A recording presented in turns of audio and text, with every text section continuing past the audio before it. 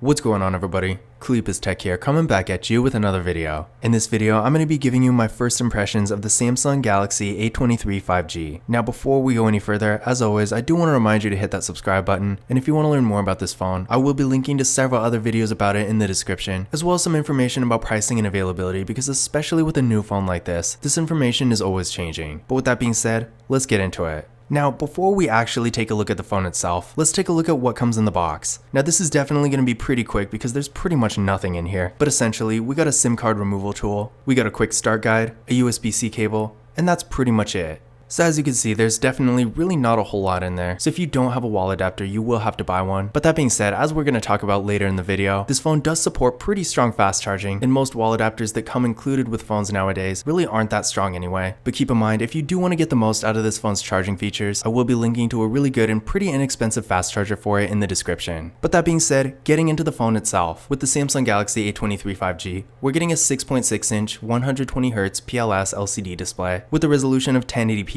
a PPI of 400, an aspect ratio of 20:9, and an 82.5% screen to body ratio. So for what it is, this is definitely a real high quality display. With the 1080p resolution, the image is going to be nice and sharp. As far as size and dimensions go, at 6.6 inches, it's definitely a larger display, and with an aspect ratio again of 20:9, we're getting a pretty tall and narrow form factor. So if you're doing something like watching a video in landscape mode, for example, you're going to get a more immersive experience. And if you're doing something like scrolling through social media, with the taller and more narrow form factor, you'll be able to fit more content on the screen without having to scroll as much. And with the 120Hz refresh rate, this is definitely a much higher refresh rate than most phones with this type of display. And in case you don't know, what this is going to do is make the movement on the screen a little bit faster and smoother. And while you probably can't tell a whole lot in this video, if you're doing something like watching a video or playing a game that has a lot of motion on the screen, you're going to get a more fluid experience. And when you're just using the phone in general, it is going to feel a little bit more premium. So overall, if you're looking for an affordable phone at more of an entry-level mid-range price point that does have a really good display for consuming content, the Samsung Galaxy A23 5G is definitely going to be a great choice.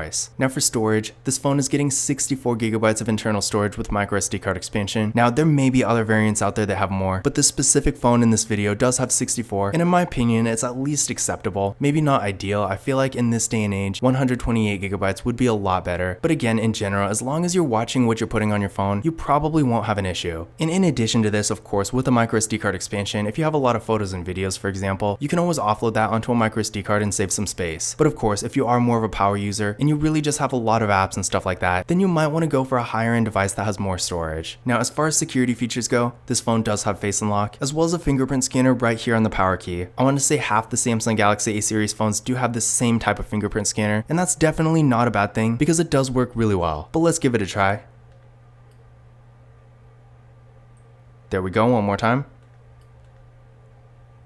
And there we go. So as you can see, the fingerprint scanner was real fast and responsive, no issues at all. And again, remember, this phone does have Face Unlock as well, so if you want to use that instead, you always can. Now taking a look at the camera setup here, up front, we got a water drop notch for the front facing camera. This camera is 8 megapixels. Then on the back, we got a quad camera setup with a 50 megapixel main camera, a 5 megapixel ultra wide camera, a 2 megapixel macro camera, and a 2 megapixel depth sensing camera. So as you can see there, this phone has pretty much all the features, including an ultra wide camera and a macro camera. So if you're taking a lot of photos and you want a wider variety of features, this is definitely going to be a great phone for you. Now of course, being that this is a first impressions video, this is like the first time I'm actually looking at this phone, so I haven't actually gotten a chance to use the camera yet. But if the 4G version of this phone is any indication, I am expecting the photo quality to be really good as well. Now as far as video goes, this phone has a max recording quality of 1080p in both the rear and front cameras, so unfortunately no 4K here, but in this price range, not a whole lot of phones can record in 4K, so if you are recording a lot of videos and you want a higher resolution, maybe it's for a vlog or YouTube for example, then you are most likely going to want a higher end device that can record in 4K. But for more casual use like social media, especially with something like Snapchat where the quality isn't super important, I would say that in general, again, while I haven't actually been able to test it so far, I am guessing for those activities, the video quality will at least be okay. Now as far as RAM and processor go, with this phone we are getting 4GB of RAM with the Qualcomm Snapdragon 695 5G processor. Now I believe there is another variant out there that has 6GB of RAM, but again, this specific phone in my hand does have 4. Now of course, the most prominent thing here, considering there is a 4G version of this phone, is that we do get 5G connectivity here. So if you are looking for a 5G phone but you don't want to spend a lot of money on it, then this phone is going to be a great option. And honestly, in my opinion, in 2022, I feel like if you're going out of your way to get a new phone, you might as well get a 5G phone, because that of course is going to give you access to the best network and the latest and greatest technology, and if nothing else, the 5G 5G network is really only going to expand from here, so by getting a 5G phone now, you can really future-proof things, and that's definitely a great thing if you like to keep the same phone for a longer period of time. Now I did run a Geekbench 5 benchmark test on this phone, and here are the scores right here. In case you're not too familiar with this test, I will say from experience, this is definitely a really good score, up there with the higher end mid-range phones, despite this phone being pretty affordable. Now again, since this is really my first impressions of this phone, I haven't really gotten a whole lot of a chance to use it yet, but from my limited experience so far, the performance has been really good. But that being said, what I recommend doing is running this test on your current phone and comparing your results to these, and that's going to give you a better idea of whether or not this phone will be an upgrade for you, because depending on what your current device is, it may or may not be. But again, in general, if you are looking for a more entry-level 5G phone, but you still want good performance, I would say that in general, from both this test and my experience so far, the Samsung Galaxy A23 5G is definitely going to be a good choice. Now as far as the battery goes, this phone does have a 5000 mAh battery that supports 25 watt fast charging, so definitely a great battery here. First of all, with the 5000 mAh battery, that's pretty much the largest battery you can get in a smartphone in this day and age, at least in the US, so you can expect to get great battery life and longevity here. And in addition to this, with 25 watt fast charging, although it's not the strongest fast charging in the world, 25 watts for a phone in this price range is definitely really good. So if you do have a powerful fast charger, this is definitely going to make a huge difference in the charging speed. But that being said, if you don't have a good fast charger, again, I will be linking to one of my favorite ones in the video description, and it's really inexpensive too, so if you're interested, definitely check that out. Now as far as the software goes, this phone does currently have Android 12, but considering that Samsung Galaxy A series phones are now getting up to 5 years of software support, I would expect this phone to get plenty of major updates. So if having the latest versions of Android is important to you, then I would definitely say this phone is a great choice for that. In addition to this, the Samsung Galaxy A23 5G also does have NFC, so if you like to make contactless mobile payments using tap and pay, you'll be happy to know you can do that with this phone. But now that we've gone over some of the specs and features, let's take a closer look at the phone itself. So on the left side here, we got the slot for the SIM card and the microSD card. On the bottom, we got a 3.5mm headphone jack, the microphone,